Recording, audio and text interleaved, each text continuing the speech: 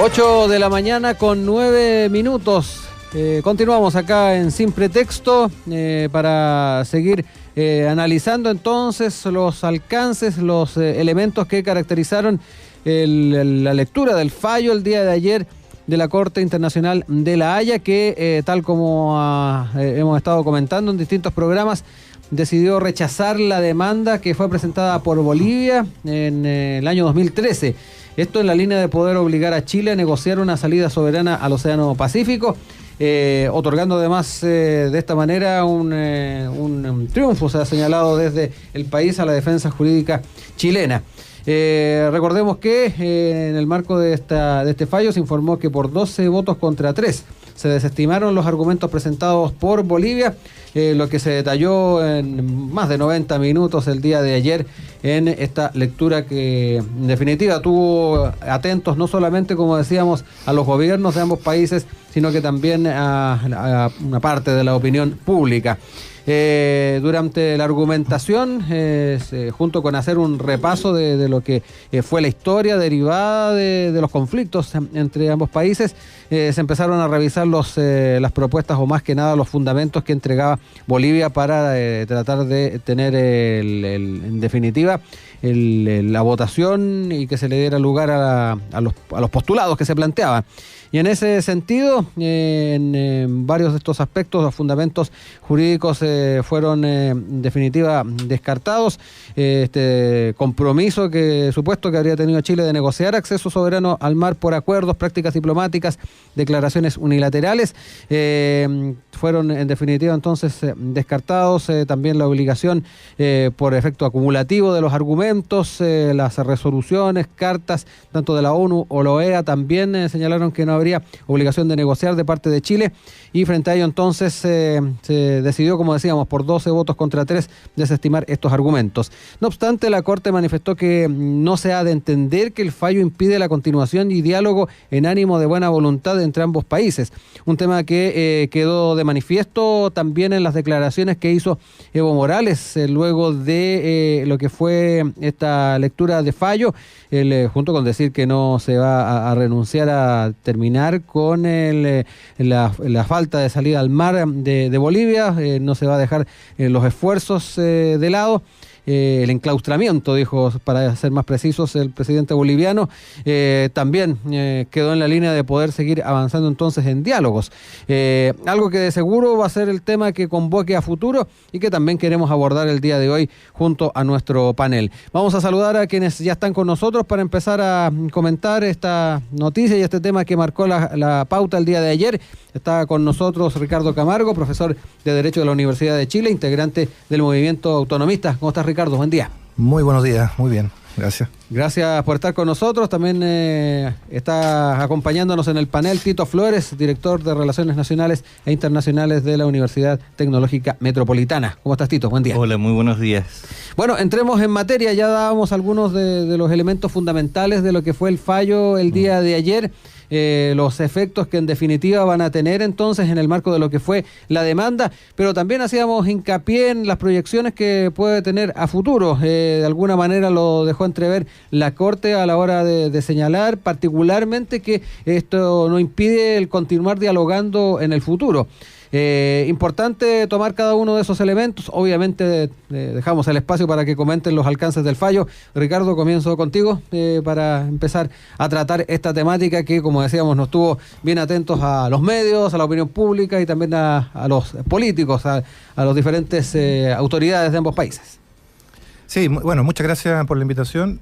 Mira, yo quiero primero hacer un breve comentario jurídico, si tú quieres, por favor, del fallo de La Haya, y luego creo que seguir adelante con el tiempo que viene, ¿no? Que como por ahí algunos comentaristas han señalado, es un tiempo más bien de la diplomacia, de la política, ¿no? Pero lo estrictamente jurídico es interesante fijarse en el hecho de que el fallo de La Haya efectivamente rechaza 8 argumentos que tenía la demanda boliviana, que son argumentos, para que la gente lo entienda, de estrategia jurídica, ¿no? Son todas maneras o medios o formas que la estrategia o la demanda boliviana intentaba construir una sola cuestión, que era la existencia de una obligación jurídica de Chile, de darle acceso soberano al mar a Bolivia. Y son todas estrategias jurídicas que tienen algún sentido, alguna base en la práctica del derecho internacional. O sea, lo primero que hay que descartar acá es que esta demanda era una demanda sin sentido o sin fundamento absoluto, como se ha dicho muy latamente por comentaristas.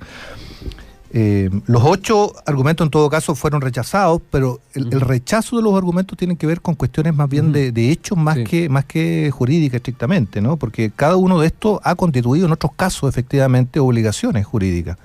Me refiero en primer lugar al argumento de acuerdos bilaterales que fue rechazado por la Corte, en segundo a las declaraciones unilaterales de varios personeros a lo largo de la historia de Chile, que también fue rechazado por la Corte porque no constituyeron todos los requisitos de hecho que permitiría esas declaraciones, el consentimiento en tercer lugar, el principio de Stoppel, que son también hechos propios de la parte, en este caso de Chile, las legítimas expectativas en quinto lugar que alegó Bolivia, que tampoco fueron consideradas como tales por la Corte, las declaraciones de la Carta de la ONU y la OEA, las resoluciones de la OEA en particular, que tampoco se les dio, eso es importante, no se les da un carácter vinculante desde el punto de vista jurídico, sino más bien político. Y por último, el argumento que a mí me parecía el argumento más sólido y el que efectivamente la Corte rechaza, pero que era un argumento que perfectamente podría haber acogido, es el efecto acumulativo, ¿no? De las distintas declaraciones, actos, prácticas que han tenido Chile y Bolivia a lo largo de su historia, y es importante recordarlo, y que podría haber permitido la constitución de una obligación jurídica. Bueno, todo eso queda rechazado por la Corte de manera muy categórica de sus efectivos, y eso indica que el fallo en su médula indica efectivamente que Chile no tiene, y eso es obligatorio para Bolivia, para Chile, para la comunidad internacional, no tiene y no ha tenido una obligación jurídica para negociar un acceso soberano al mar para Bolivia. Eso quedó, a mi juicio, muy claro, en un juicio, ¿no? En un juicio que implica efectivamente análisis de hechos, etcétera. Ahora, otra cosa distinta es que, y esto es una opinión ya más bien política, es todo lo que queda pendiente respecto a las relaciones bilaterales con Chile y Bolivia. Yo creo que ahí hay que ser más cuidadoso. Yo he escuchado, recién venía escuchando al canciller chileno, Roberto Ampuero, que desde luego, desde una posición más bien de Estado, él intenta señalar que este fallo, pone en definitiva clausuras a las pretensiones bolivianas. Bueno, hay que decir que eso en realidad no es así, no ha sido así, no va a ser así. La pretensión boliviana es una pretensión que va a seguir vigente. Está en la Constitución, sin ir más lejos. Está en la Constitución. Lo que queda clausurado es el hecho de que en la imputación, la pretensión que tenía Bolivia de que Chile tenía una obligación jurídica de darle acceso soberano al mar. Pero desde luego todas las otras ámbitos de esa pretensión, desde las negociaciones de buena fe, que la propia Corte le indica que pueden seguir haciéndolas, hasta varias u otras soluciones creativas, como lo dice el propio García Linera en una entrevista el día de ayer, están sobre la mesa y van a estar sobre la mesa. Y eso es importante luego que pase este cierto triunfalismo o ambiente triunfalista en Chile o de derrota en Bolivia, se entienda bien, ¿no? Porque nosotros tenemos que entender que aquí hay una situación pendiente, que no pasa necesariamente por un acceso soberano al mar, que es una cosa distinta. Y tampoco hay una obligación, eso quedó claramente, de dar acceso soberano al mar. Pero desde luego hay un problema político, ¿no?, entre Chile y Bolivia, y no reconocerlo me parece a mí también un problema político.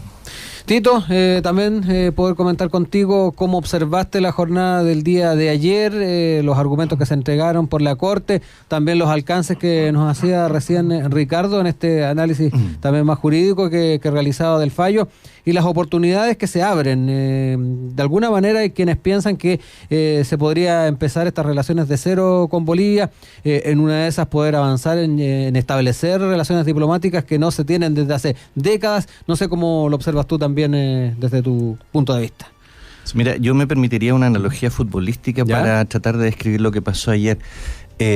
Chile, mi sensación es como si hubiese tenido ayer un partido de visita para las clasificatorias del Mundial. Cuando hay un partido de visita, uno en general tiene bajas expectativas respecto del resultado. Y cualquier resultado que no sea una derrota es bienvenido. En Bolivia me parece a mí que lo que ellos estaban sintiendo era como si estuvieran jugando la final del Mundial.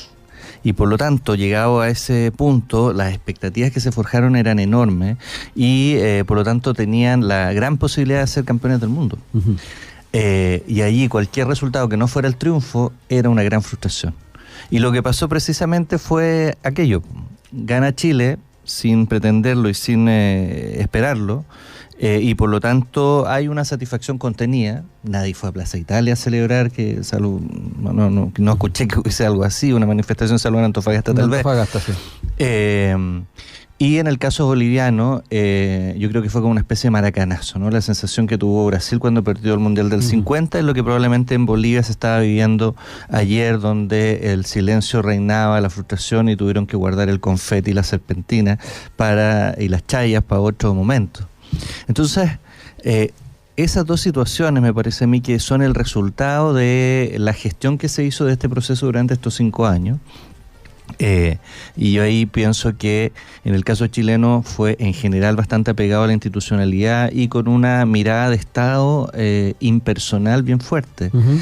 El hecho que en distintas instancias fueran varios los presidentes de la República y presidentes y expresidentes, me refiero, que se hayan reunido a evaluar las situaciones, canciller, exacto, habla de que esto trascendía la situación de política contingente. Y escuchaba yo una señora en Antofagasta que decía, decía, si aquí no importa si son de izquierda o de derecha, todos somos antofagastinos y vamos a defender el territorio, algo así decía.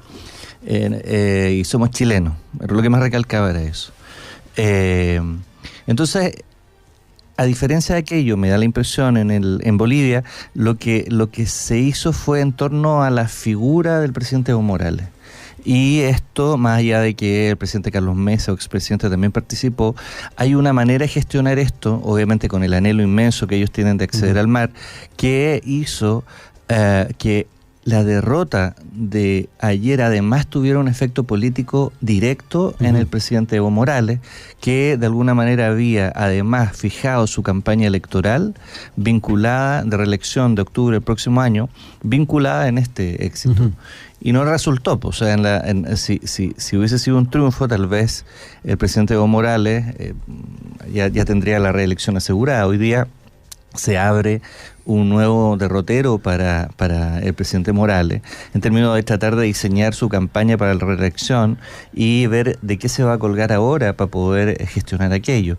En el caso chileno, el efecto político, alguien dijo que, creo que era un titular de la prensa, que el triunfo o el resultado en La Haya eran los nuevos 33 para el presidente Piñera, que en vez de sacar el papelito siempre los 33 va a sacar ahora el presidente el papelito de La Haya.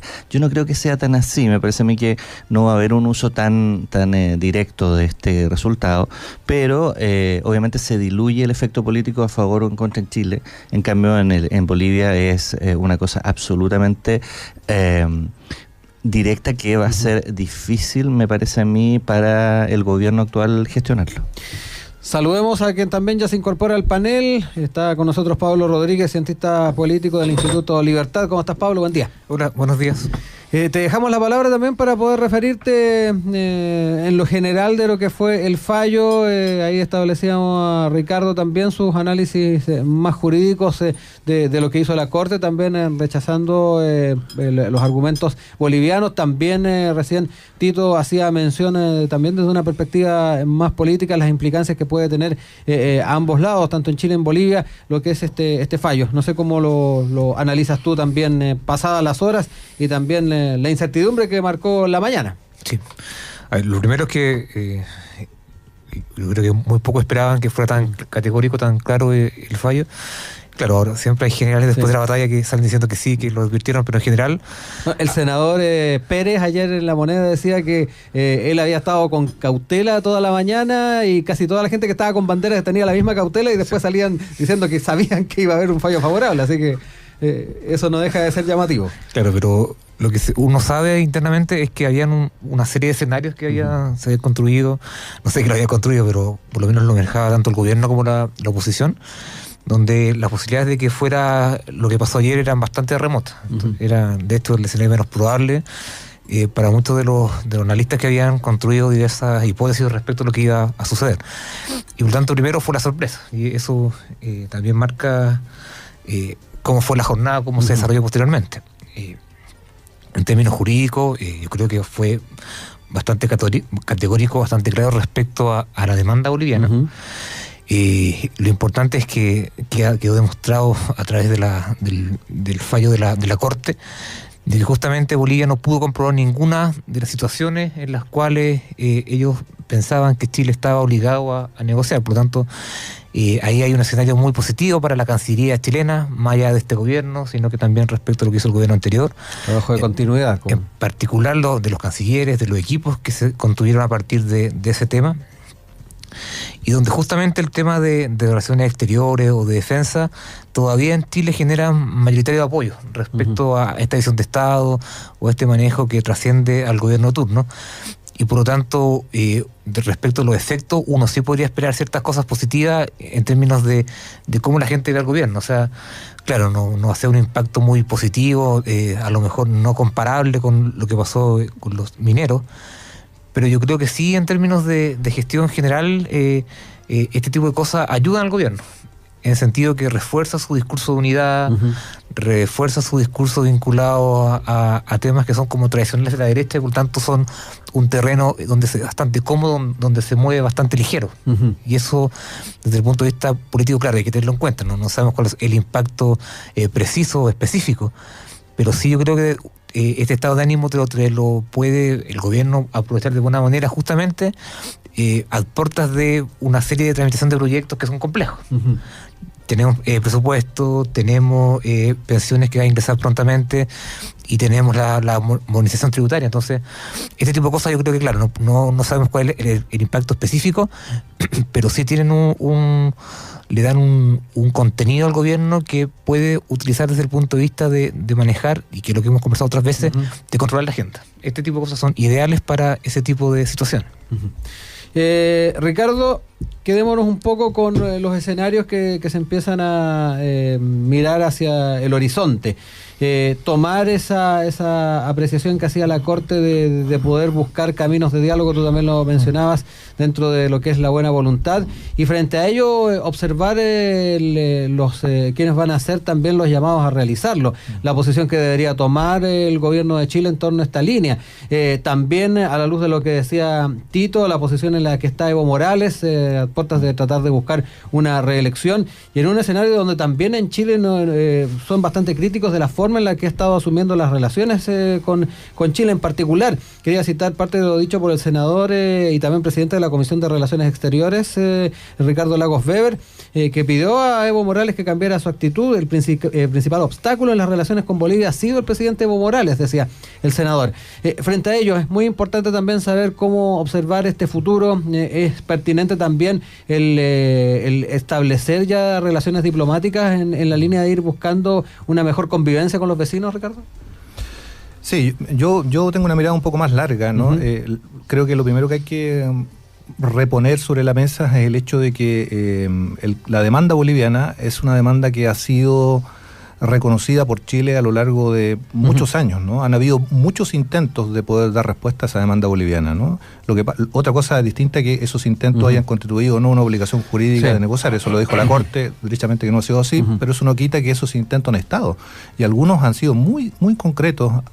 El acuerdo de Echaraña, sin ir más lejos, le otorga un enclave territorial a Bolivia, o sea, con acceso soberano al mar, para que la gente sepa, a cambio de una compensación territorial, que Bolivia se niega en ese caso, ¿no? Y también ayer mismo estaba el ex ministro y ex cónsul en Bolivia, Edmundo Pérez Lloma, en un programa de televisión en la noche, donde contaba también toda su negociación que llevó a cabo para ofrecer nuevamente un enclave a Bolivia, un puerto con salida no soberana en este caso, pero con soberanía económica muy importante, una por 100 años, y que tampoco llegó a buen puerto. Bueno, ha habido un intento. Entonces esa es una línea que no solamente tiene que seguir existiendo, sino que ha existido, eso en primer lugar.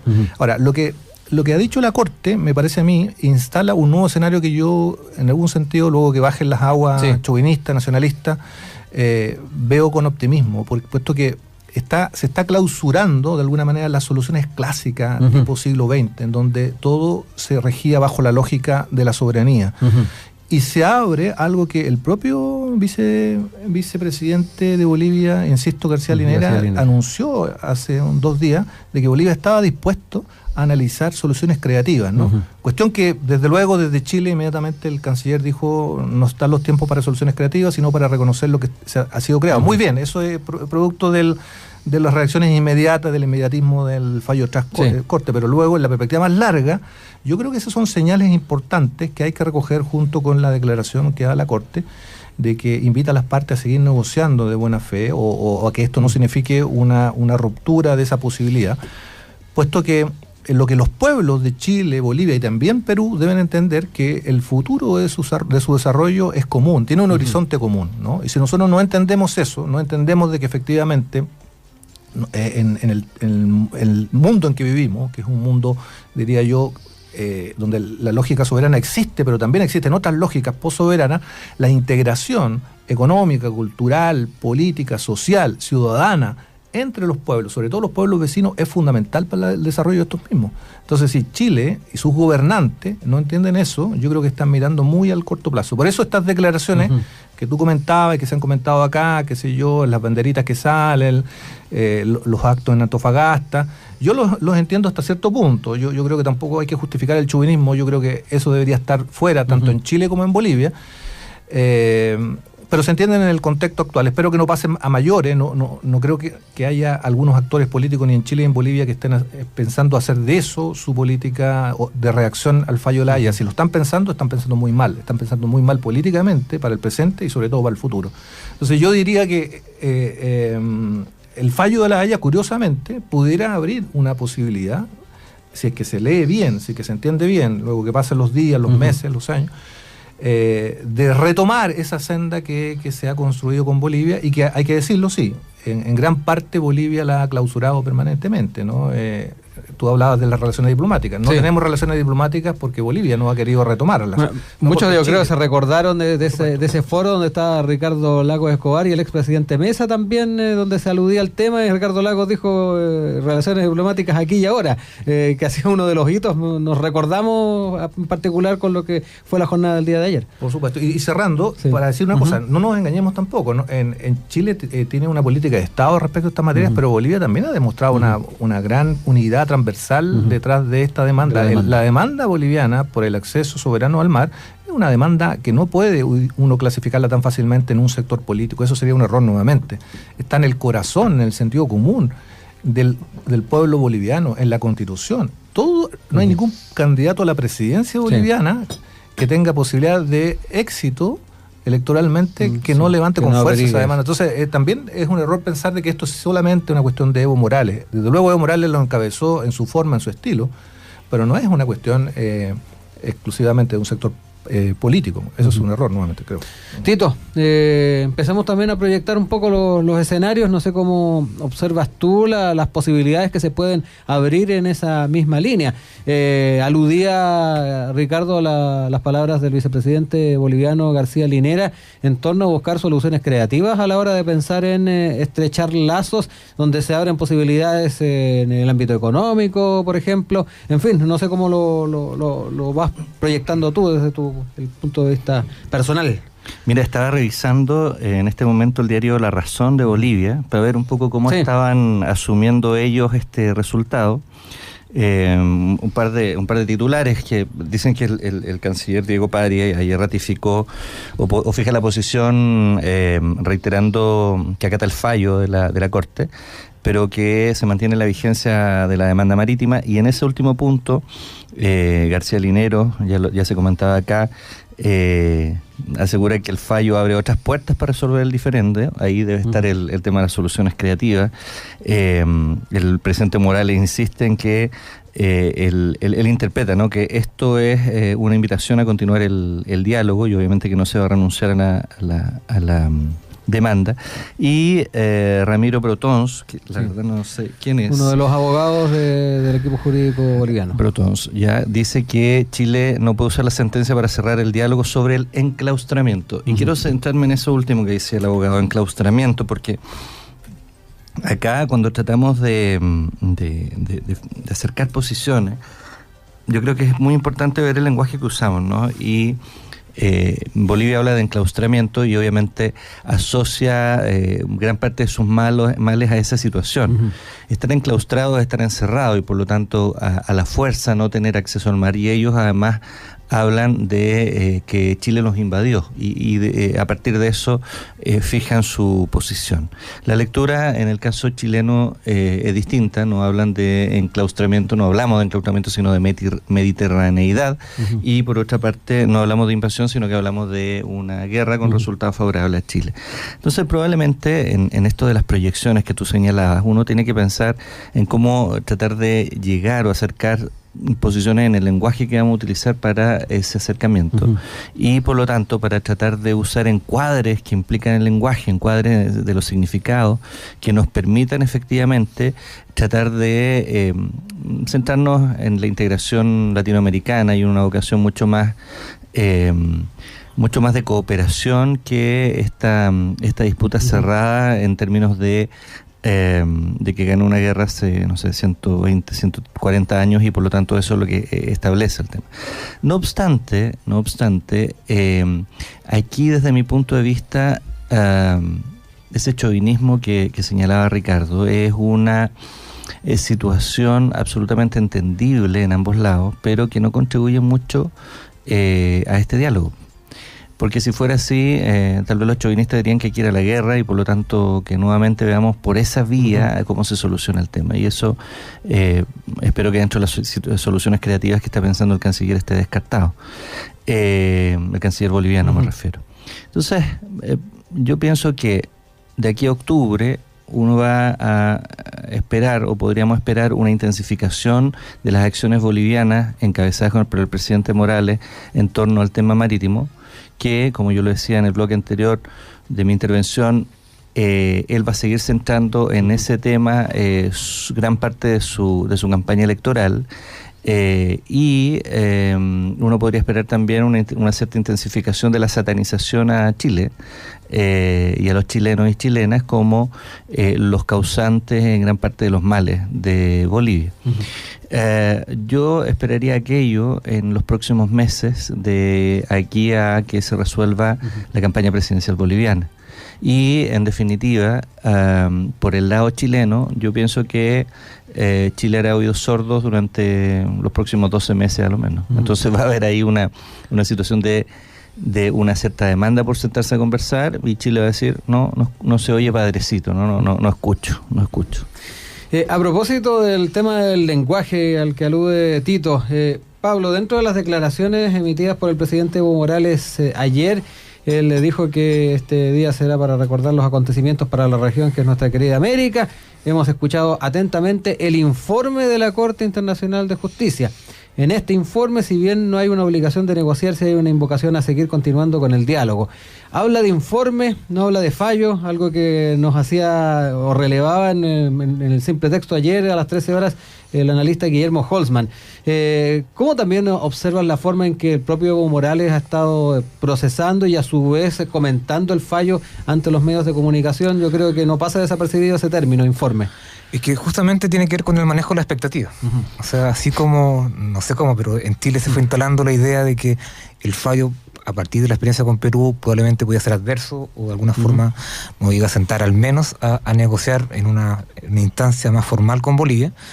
En Bolivia pasaba todo lo contrario. A partir de la elección del presidente Morales, la sensación de que Bolivia iba a conseguir algo, no sabían exactamente qué, pero de alguna forma iba a dar un paso significativo hacia el hecho de algún día que su demanda efectivamente fuera concreta respecto al acceso al mar soberano. Se fue instalando también como una idea fuerte, y por lo tanto el discurso de Morales, ligado a la campaña presidencial, ligado a lo que ha hecho históricamente Bolivia en el último tiempo, te da un contexto en el cual Bolivia estaba muy esperanzado, por decirlo menos, respecto al fallo. Y por lo tanto, Evo Morales tiene que dar una explicación a su pueblo respecto a qué pasó. Darle una explicación a la oposición, obviamente al oficialismo, respecto a por qué Bolivia no logró lo que esperaba ayer. Y por tanto, obviamente en ese marco se entienden las declaraciones del presidente, que trata de bajarle un poco el tono al fallo, a la resolución, al dictamen de la Corte, y por tanto no lo ve desde ese punto de vista.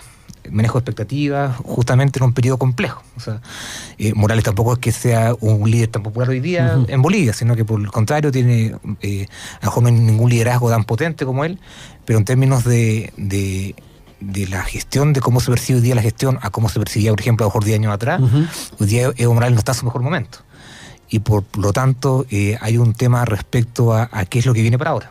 Y ahí, alejándolo de Evo Morales, sacándolo del debate respecto a la proyección que uno puede hacer, aquí yo creo que las soluciones creativas ya se han ido dando. O sea, y Chile ha sido, no sé si víctima, pero sí ha sido muy pasivo respecto a cómo Perú en su momento y cómo Bolivia fueron construyendo escenarios en los cuales fundamentaron sus demandas. O sea, el caso peruano, la Cancillería lo fue trabajando desde la década de los 80, paso a paso, con ciertos aspectos que fue manejando y fue utilizando para posteriormente presentarse ante la Haya. Y Bolivia lo mismo. La demanda original de Bolivia tenía que ver con un acceso soberano al mar. Pero dada la posibilidad que eso era un éxito bastante reducido por el tema de los tratados y cómo la Corte iba a responder frente a ese caso, Bolivia lo fue acotando y lo fue planteando de otra manera. Esto se reafirmó después con la se me olvidó el nombre, pero lo que hizo Chile respecto a cuando impugna a la Corte de la Haya hace un par de años, donde justamente delimita también de otra forma cómo iba a ser presentada la demanda. Entonces ese tipo de cosas van dando señales de que Chile tiene que, por un lado, esperar siempre soluciones creativas de los países. O sea, esto es la construcción de un caso.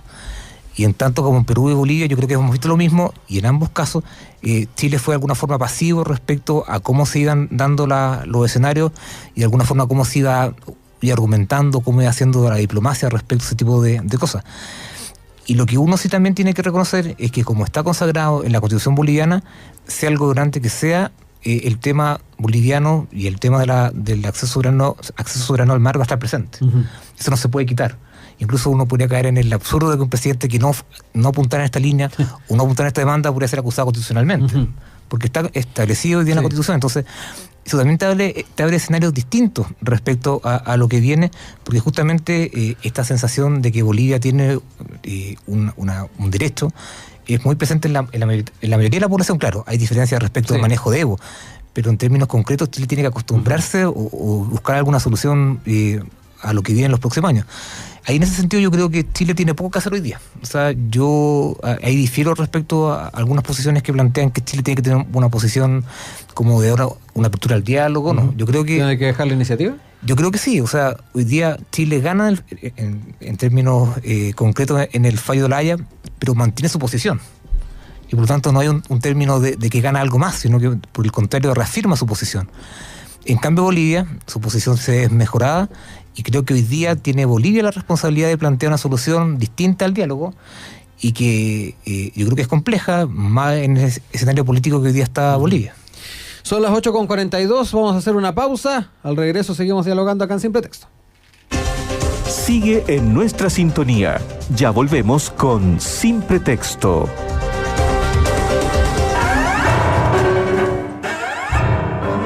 Radio Universidad de Santiago, una emisora donde podrás escuchar y aprender sobre diferentes estilos de música clásica compuestos en Chile. Te invitamos a que juntos valoremos a nuestros creadores y creadoras. Somos tu radio pública.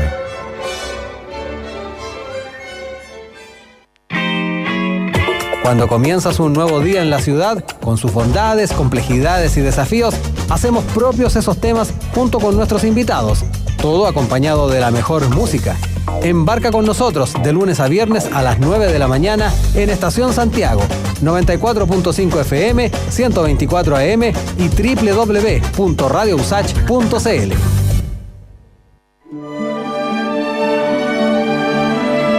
Les invitamos a sintonizar nuestros programas con música de concierto en Radio Universidad de Santiago.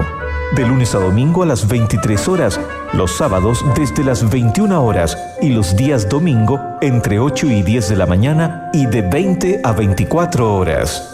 Recuerde, la mejor música clásica de todos los tiempos la encuentra en Radio Universidad de Santiago. Radio Universidad de Santiago. 94.5 FM, 124 AM y www.radiousach.cl. Una emisora plural, analítica y con una amplia red de voces expertas. Somos tu radio pública. En Radio Universidad de Santiago, continúa Sin Pretexto. Son las 8 de la mañana con 44 minutos. Seguimos dialogando con nuestro panel de esta mañana, hablando de este fallo de la Corte de La Haya. Nos acompaña en esta mañana para ir tratando esta temática e ir también configurando los escenarios a futuro. Ricardo Camargo, profesor de Derecho de la Universidad de Chile, integrante del Movimiento Autonomista. Pablo Rodríguez, cientista político del Instituto Libertad, y Tito Flores, director de Relaciones Nacionales e Internacionales de la Universidad Tecnológica Metropolitana. Ricardo, escuchábamos a Pablo referirse a quién debiese tomar la iniciativa. Era de la idea de que tal vez Chile debiera ceder esa iniciativa a la hora de pensar en los próximos caminos de diálogo con Bolivia. Pero hay temas que todavía están sobre la mesa. Hay una demanda que presentó Chile en la misma Corte por la situación de las aguas del río Silala.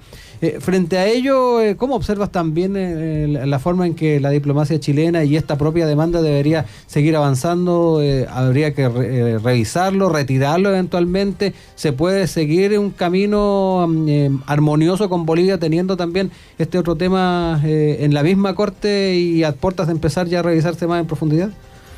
Sí, bueno, yo distinguiría las situaciones. Lo primero, yo efectivamente creo que hay que... no se puede negar a la esfera pública, al debate público, una discusión. Uh-huh. Yo creo que es un tiempo hoy día en que la democracia chilena, las fuerzas políticas deberían discutir respecto a esta realidad que nos indicaba Pablo también y que yo también hacía notar, de que el conflicto, llamémoslo así, la demanda, la situación pendiente con Bolivia va a ser eso, va a ser una situación pendiente, querámoslo o no, y por tanto la política está para aquello, ¿no? Para deliberar caminos, estrategias, modos de perspectivarse. En particular, yo me inscribo dentro de un sector político como el Frente Amplio que defiende la necesidad de avanzar en la integración de los pueblos de Latinoamérica, y en particular los pueblos vecinos, ¿no? Bolivia, Perú, Chile son pueblos que van a convivir, van a tener un horizonte común para su desarrollo, y querámoslo o no, si nosotros no construimos una solución pacífica para lo que sientan todos los pueblos, no solamente uno, esa situación va a seguir jalonando conflictos, demandas, etcétera, ¿no? Para beneficio muchas veces de intereses que no son tan claros y que se esconden detrás de, de prácticas de chauvinismo u otras, ¿no? Otra cosa distinta es cómo tienen que manejarse los gobiernos, ¿no? En relación a eso. Yo ahí creo mucho en la diplomacia, en la política diplomática. Y la política diplomática tiene para los que los conocen, tiene sus lógicas, tiene sus procederes, que no siempre anuncia, no siempre publica todo lo que está haciendo, pero eso no significa que no está haciendo nada. Yo siempre creo que se está haciendo algo, por tanto esto de que no se va a hacer nada no existe en la política diplomática. Otra cosa es cómo se hace, la manera, los ritmos, los procederes, y yo creo que ahí Chile tiene, también, su Cancillería, deben evaluar que esta situación va a seguir pendiente. Ya lo acaba de señalar el presidente Evo Morales, de que la Corte cierra una puerta, pero se abren otras más. Entonces, eso significa que la opción de quedarse quieto, más allá que se pueda decir públicamente, no es una opción. Ahora, respecto al Silala, es una cosa distinta. Recordemos que esta es una demanda que presenta Bolivia, y hay una contrademanda de Chile, ¿no? En la Corte Internacional de Justicia, la Corte de La Haya, que tiene que resolverse. La Corte, de hecho, llamó a las partes para conversar sobre el procedimiento. El 11 de septiembre parece que se informó aquello. Sí, yo lo veo como una cuestión distinta. Desde luego está ligada, porque Bolivia, el gobierno de Evo Morales, probablemente lo esté usando, lo esté vinculando a su conflicto mayor, pero en el estricto rigor jurídico y en algún sentido político son cosas distintas, tienen carriles diferentes, y lo único que eso me ratifica a mí es el hecho de que Chile no tiene otra opción que seguir adscrito, seguir actuando en los organismos internacionales, en particular en la Corte Internacional de Justicia. Yo creo que estas voces que de repente salen así sin mucha explicitez de que Chile tiene que abandonar el Pacto de Bogotá, tiene que salirse de la Corte Internacional de Justicia, no miran la realidad del hecho de que hoy día hay muchos países, se acaba de que le están entregando competencia obligatoria a la Corte de manera unilateral. Eso es posible también. El último de ellos fue el Reino Unido, o sea, son países importantes. A 3 días más la Corte va a resolver una situación pendiente entre Irán y Estados Unidos en la Corte, por tanto los grandes países también litigan en la Corte. Entonces hay mucha fantasía de que es posible hoy día en el mundo en que vivimos retirarse así como así de estos organismos internacionales. Yo creo que pero hay fallos que de repente nos acatan también, Ricardo. Estados Unidos, sí, China, Colombia también de alguna manera. Por supuesto, pero no es la regla general, creo yo. Yo creo que y sobre todo desde la perspectiva de Chile, que es un país pequeño, que no tiene otro mecanismo de resolver sus controversias a nivel internacional que a través del derecho internacional, no hay otra opción, a mi parece.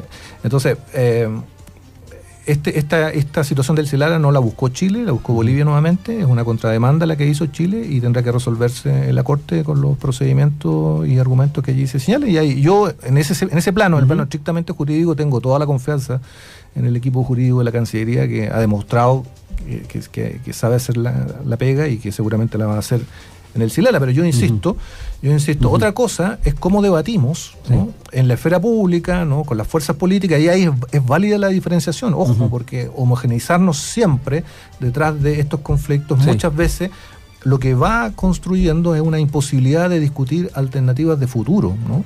Porque esto va a seguir como un tema pendiente. Alternativas de futuro que pongan sobre la mesa la integración de los pueblos, el beneficio de las comunidades también locales donde están el conflicto radicado, y sobre todo el interés nacional en un sentido amplio, en un sentido regional, en un sentido latinoamericano. Entender que hoy día no hay país que pueda decidir su futuro, que es el futuro de su pueblo, aisladamente del contexto internacional y menos del contexto regional.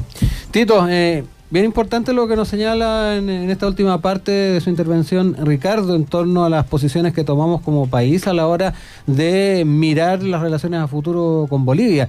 Se ha dicho hasta el cansancio, Chile habitualmente tiene una política de Estado en torno a temas internacionales donde todos se cuadran, todos están detrás de esa propuesta, pero a la hora de ir buscando soluciones pareciera que en el caso de Bolivia hay que romper un poco esos esquemas. No sé cómo lo analizas tú.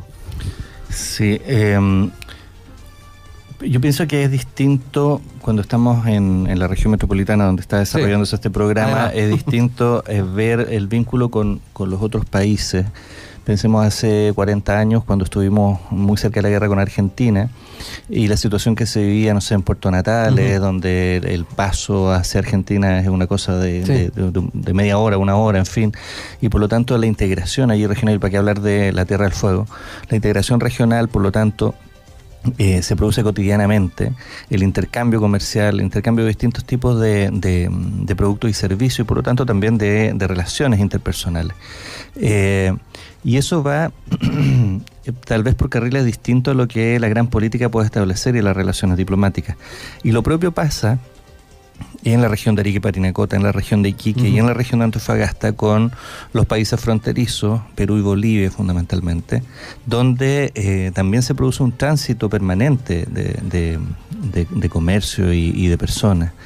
Entonces, cuando uno piensa en lo que viene a futuro, sin duda tiene que pensar también en lo que pasa cotidianamente en estos espacios regionales.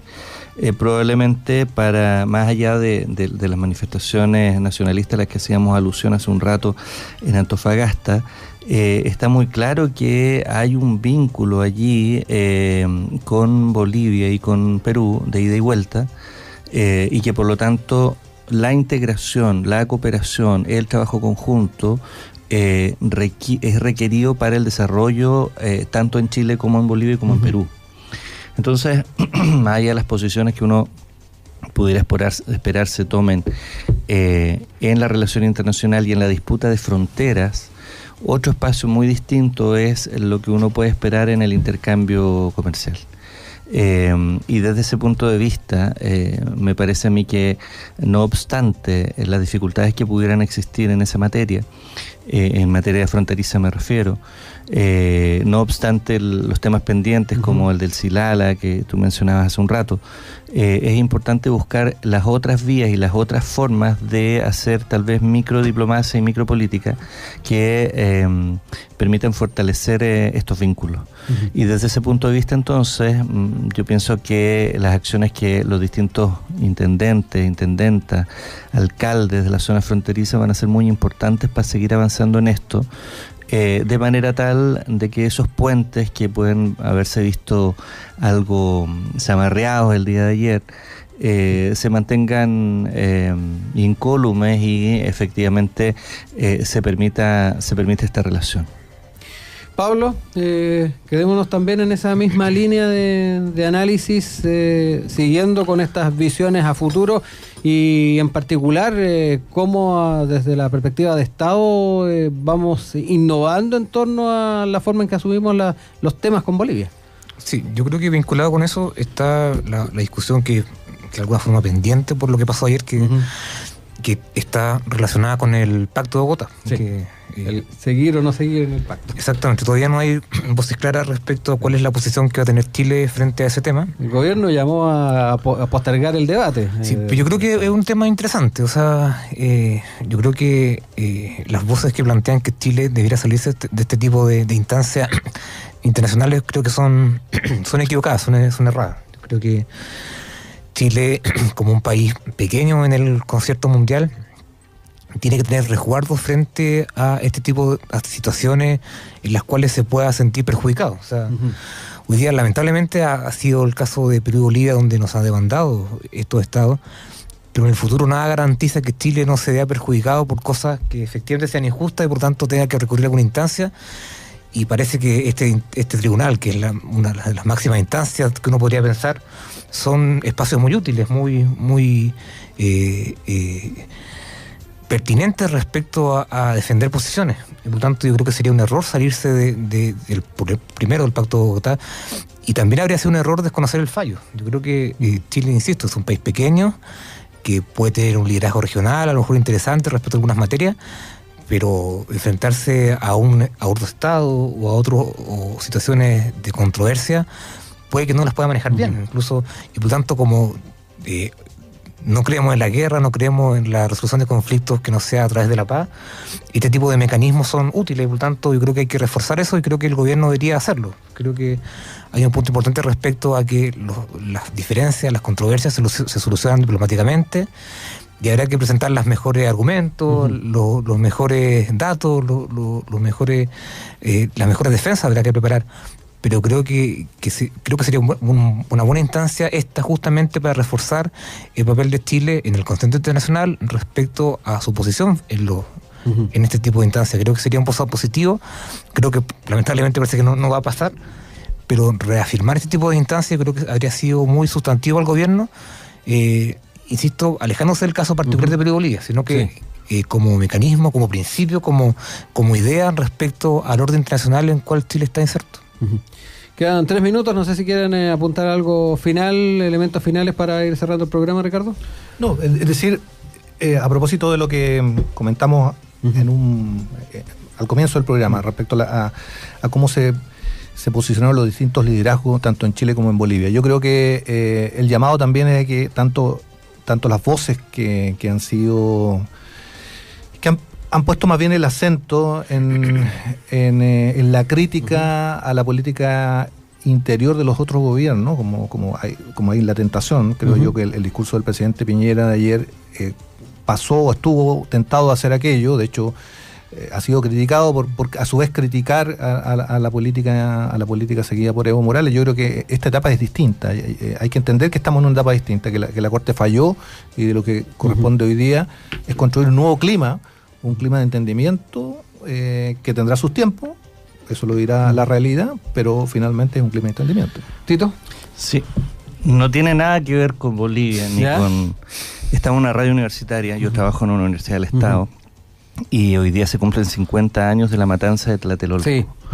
No puedo dejar de pasar la ocasión para recordar aquello que se produce en el contexto de un movimiento a nivel mundial estudiantil, en París, en Estados Unidos, en Chile había ocurrido 67, 68, y en México un día como hoy, hace 50 años, en la Plaza de las Tres Culturas, que está en el Distrito Federal, fueron asesinados a mansalva, versiones encontradas respecto al número de estudiantes que se habían concentrado en una manifestación previos al inicio de los Juegos Olímpicos de México del mismo año, y que el gobierno de la época, objeto de que el desarrollo de los Juegos no se vieran interrumpidos, decidió sofocar o poner fin al movimiento estudiantil a través de las armas. Entonces en la Ciudad de México están hace mucho rato haciendo actividades conmemorativas, pero hoy día es un día muy especial, y por eso ese recuerdo a un momento muy gris en la etapa en la historia de América Latina y de México en particular. Pablo, un minuto. No, o sea, enfatizar que el tema no termina acá. Hay una serie de cosas políticas que tiene que hacer Cancillería respecto a su manejo. Yo creo que de alguna forma los casos de Perú y Bolivia nos pillan de sorpresa respecto a lo que podía haber ocurrido, y por lo tanto Cancillería, por un lado, tiene que reforzar su trabajo más político, que ya lo hace o lo está haciendo. No olvidemos que el año pasado se aprobó una ley que refuerza o moderniza su estructura, su forma de funcionamiento. Hay que ver qué pasa respecto a eso, pero creo que hay un tema pendiente. O sea, Chile tiene que estar mucho más atento, mucho más pendiente de este tipo de situaciones, y de alguna forma ir construyendo escenarios. Y lo mismo, o sea, el énfasis en que la Cancillería hace un rol político, y por lo tanto ahí hay una tarea muy importante que realizar. Agradecer al panel de esta mañana, a Ricardo Camargo, Tito Flores, Pablo Rodríguez. Gracias por haber estado hoy día comentando este tema con nosotros. Muchas gracias por la invitación. Gracias. Muchas gracias. Muchas gracias. Muchas gracias.